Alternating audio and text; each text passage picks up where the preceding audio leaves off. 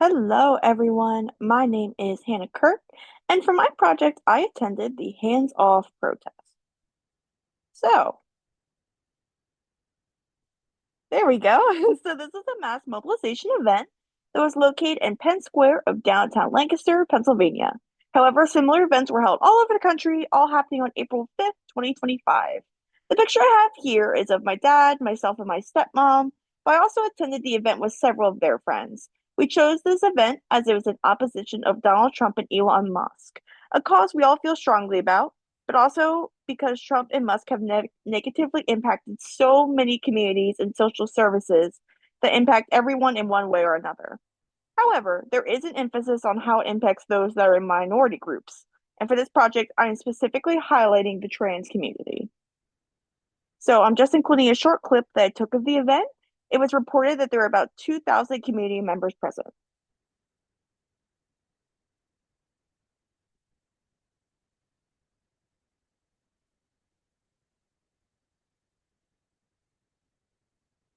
Super cool. I'm so glad I could be involved.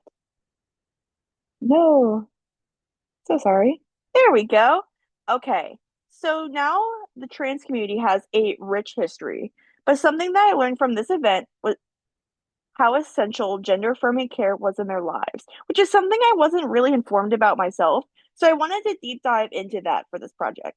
Gender affirming care can come in so many forms. It can be adopting a new hairstyle or a style of clothing.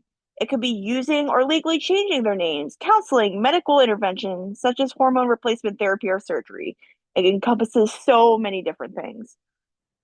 The Johns Hopkins Gender Clinic was one of the first places in the US that provided comprehensive care for transgender people, which first opened in 1966. However, progress did halt in 1979 after the publication of the transphobic The Transsexual Empire, which indirectly caused the then appointed director of psychiatry at Johns Hopkins, his name was Dr. Paul McHugh, to close the gender clinic. For many years, backlash against trans people and gender affirming care continued, but after years of activism and activity specifically from trans people, policies such as the Affordable Care Act of 2010 expanded protections for gender affirming care. Unfortunately, with the current administration, progress to protect trans healthcare and rights have regressed. As of 2023, 19 states have passed laws restricting gender affirming care for minors, and two states are currently discussing cutting off adult access to care entirely. Potentially losing access to gender affirming care is not the only issue trans people in Lancaster, Pennsylvania face, however. So I wanted to introduce you here to Ollie Wenditz, who's pictured to the right. Ollie is a trans boy that goes to Hempfield High School, which is my alma mater. He had been playing club basketball since fourth grade. Before he came out as trans, he would play on the girls' team, but in 2022, he was hoping he could try out for the boys' middle school team. However, that same year, Hempfield passed an athletic policy that restricted how trans students compete. This policy states that a parent has to designate a student's sex when registering their student for a sport, which meant that Ollie, as a trans boy, could not play on the boys' basketball team. One resident at a school board meeting went as far as comparing trans people to animals, and I quote, "If we allow a boy that identifies as a girl to choose the gendered sport they will play on, where do we draw the line? What team do we put the kids on that identify as a cat, dog, or ghost on? Do we eventually also need to form teams for the kids who identify as animals so they don't feel excluded?" Ollie, as well as other trans people in Lancaster, are also typically raised in conservative households, which can cause uncomfortable or even unsafe environments for trans people. Although Ollie's father grew up in an evangelical Christian household and at first didn't understand when Ollie first came out as transgender, he offered support to Ollie and was willing to figure it out together. Ollie's mom is also an advocate for trans rights and for Ollie to get to play on the boys' basketball team and for his teachers to use his preferred name and pronouns, thankfully. Unfortunately, not all trans people in Lancaster have families or communities that are willing to learn and support their children as the Wenditz family was. Lancaster, as well as the majority of other counties in Pennsylvania, voted for Donald Trump in 2024. This has resulted in trans people being banned from serving in the military, new passports being blocked for trans and non binary Americans, and erasing trans history and resources from federal government websites. If the majority of Lancaster County residents voted for someone that's implemented so many anti-trans policies, then I think it's safe to conclude that there are trans children that are in environments that don't respect their identity. Now, we did briefly just touch on the national policies that the Trump administration had implemented, but I wanted to look into a specific policy from Pennsylvania as well as Arizona that have introduced specifically impacting gender affirming care. So, to continue first with our discussion about Pennsylvania, there's currently a House bill that would prohibit gender transition procedures for minors and coverage for gender transition procedures for, I'm sorry, I said that twice. This would negatively affect young trans people as receiving gender affirming care improves their mental health and overall well being since they can live and be their truest selves.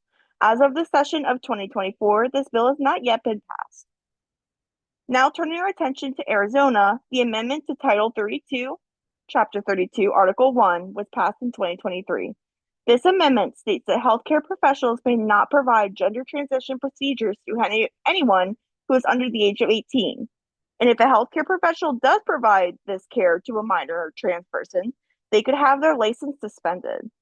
As previously stated, a young trans person may not having access to gender affirming care can be harmful to their mental health.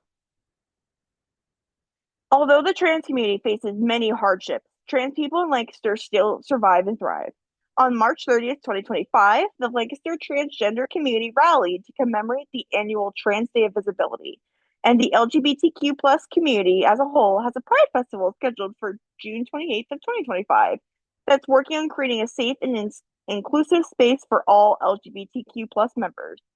Most Lancaster community members would also report that most businesses and organizations in Lancaster are LGBTQ plus friendly, as there are many queer and trans small-owned businesses. Finding these safe spaces and associating with other trans people has allowed the trans community in Lancaster to make their mark. To go into the third part of this project, we're going to look at how I, as a social worker, can support trans people at the micro, meso, and macro levels. Beginning with micro, when I become a social worker, I would take my client to their healthcare provider to receive gender affirming services. I would also use their chosen name and pronouns and help them find ways to represent their gender identities. At the meso level, I could develop a support group for trans kids in Lancaster. Ollie Wenditz, who we talked about earlier, had spoken to how important it is for him and other young LGBTQ plus students to have a community that has other people that identify like them, as well as discovering allies in their community. If I, as a social worker, had a group like this for trans students, they could talk about their experiences in a safe space with a professional to find solace and support. Being at the Hands Off rally taught me that being there for those that are different from yourself and hearing them talk about their experiences is really important to create a safe space for them to just exist. I can utilize this knowledge in my social work because I'll be working with clients that have various different intersecting identities than my own. It's important that I'm open to learning about these different cultures and identities. Finally, to look at the macro level of social work, I could work in local government as an advocate for trans rights to be protected and fight back against bills and policies such as House Bill number 2421 that we talked about, so it's not passed. If I took this role in my social work, it would develop my cultural humility by putting me in a position where I'd have to self-reflect on my open approach to understanding and interacting with people that are different from me. I would want to help develop and vote for laws that support trans people. So, because of this event, I expanded my knowledge of their community.